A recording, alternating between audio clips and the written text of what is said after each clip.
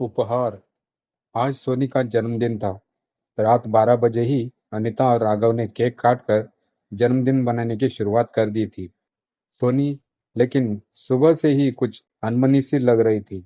राघव के ऑफिस जाने के बाद अनीता मोबाइल लेकर बैठ गई। यही तो समय होता है उसका अपना।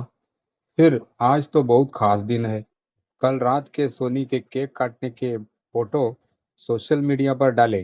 फिर देर तक बधाइयों का सिलसिला चलता रहा और अनीता लाइक गिनती और कमेंट पर धन्यवाद देती खुश होती जा रही थी।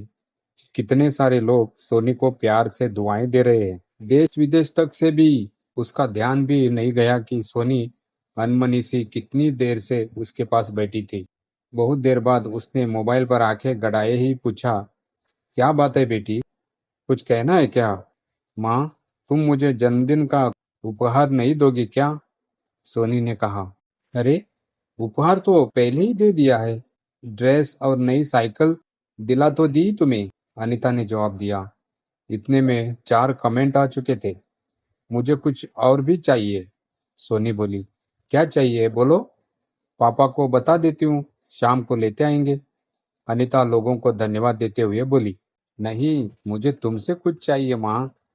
आज मेरे जन्मदिन पर तुम एक दिन अपना मोबाइल बंद रखकर क्या मुझे अपना पूरा समय दे सकती हो? अनीता के हाथ रुक गए।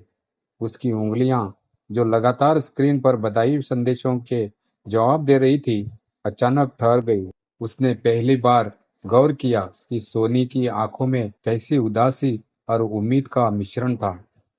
अनीता के भीतर हलचल मच गई। क्या वाकई उसने अपनी बेटी के साथ वो समय बिताना छोड़ दिया था जो कभी सबसे कीमती हुआ करता था? क्या सोशल मीडिया की इस दुनिया ने उसकी असली दुनिया से दूरी बना दी थी? उसने फोन को साइड में रखा और सोनी की ओर देखा। सॉरी बेटा, उसने धीरे से कहा। मुझे समझ नहीं आया कि मैं तुम्हारे लिए क्या जरूरी है।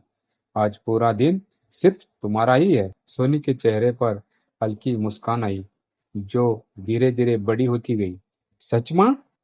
उसने उत्साह से पूछा। अनीता ने अपने मोबाइल को उठाकर बंद कर दिया और कहा, सच? अब बताओ, आज तुम्हारा दिन कैसे मनाएं? तुम्हें क्या करना है? सोनी ने खुशी से उसकी गोद में छलांग लगा दी। चलो माँ, हम पार्क चलें, फिर घर आकर मेरी पसंद की पेंटिंग करेंगे और आप मेरे लिए कहानी भी सुनाएंगी। अनीता हंस पड़ी। पक्का, आज तुम जो कहोगी वही होगा। उस दिन अनीता ने महसूस किया कि बधाई संदेशों और लाइक्स से ज्यादा महत्वपूर्ण वो छोटी छोटी खुशियां हैं जो उसके अपनों के साथ बिताए समय में छिपी है। सोने की खुशी और उसकी मुस्कान ने अनीता को उसकी अपनी दुनिया की सच्ची अहमियत फिर से याद दिला दी। शाम तक सोनी का जन्मदिन सच में खास बन गया। केवल केक और तोहफे से नहीं, बल्कि उस प्यार और समय से जो उसने अपनी माँ से मांगा था। शाम होते होते अनीता और सोनी दोनों ने दिन भर की यादों से घर भर दिया। पार्क में खेलने, पेंटिंग करने और ढेर सारी बातें करने के बाद अब सोनी थोड़ी थक गई थी, लेकिन उसकी आंखों में वो चमक थी जो अनीता को सुकून दे रही थी। राघव जब ऑफिस से घर आया तो उसने सोनी को अनीता की गोद में सुकून से सोते हुए देखा। दोनों के चेहरे पर सुकून और संतोष था। क्या हुआ, मेरी बेटी और उसकी माँ इतनी थकी क्यों लग रही है? राघव ने मुस्कुराते हुए पूछा। अनीता ने मुस्कान के साथ जवाब दिया, आज सोनी का असली तोहफा दिया है मैंने। पूरा दिन सिर्फ उसके साथ बिताया, मोबाइल दूर रखा और बस वही किया जो उसने चाहा। राघव ने सोनी के सिर पर प्यार से हाथ फेरा और कहा, शायद यही सबसे बड़ा तोहफा था जो हम उसे दे सकते थे। वो समय जो हमारे पास है सबसे कीमती है। अनीता ने सिर हिलाया। हम हमेशा सोचते हैं कि हम उनके लिए सब कुछ कर रहे हैं, लेकिन भूल जाते हैं कि उनकी सबसे बड़ी जरूरत हमारा ध्यान और हमारा प्यार है। उस रात जब सोनी गहरी नींद में थी, अनीता ने राघव से कहा, अब मैं कोशिश करूंगी कि ऐसा हर दिन हो, न कि सिर्फ जन्मदिन पर, क्योंकि ये पल लौटकर नहीं आते। राघव ने मुस्कुराकर कहा, सिर्फ तुम नहीं, हम दोनों मिलकर कोशिश करेंगे। अनीता ने सोनी के सिर पर हाथ फेरा और उसे देखकर मन ही मन वादा किया कि अब वह इस अनमोल रिश्ते को कभी अनदेखा नहीं करेगी। अनीता और राघव की यह बातचीत एक नए संकल्प में बदल गई। अगले दिन से उन्होंने अपने रोजमर्रा के जीवन में छोटे छोटे बदलाव करने शुरू कर दिए। अनीता ने तय किया कि हर दिन कुछ समय वह बिना मोबाइल के सोनी के साथ बिताएगी। वही राघव ने भी ऑफिस के काम और परिवार के बीच बेहतर संतुलन बनाने की ठानी। सोनी ने यह बदलाव जल्दी ही महसूस किया।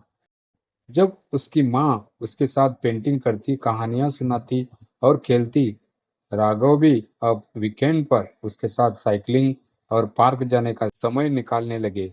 धीरे धीरे यह आदत परिवार की जीवन शैली बन गई। सोनी खुश रहने लगी और अनीता और राघव को भी महसूस हुआ कि वे पहले से ज्यादा सुकून और संतोष महसूस कर रहे हैं।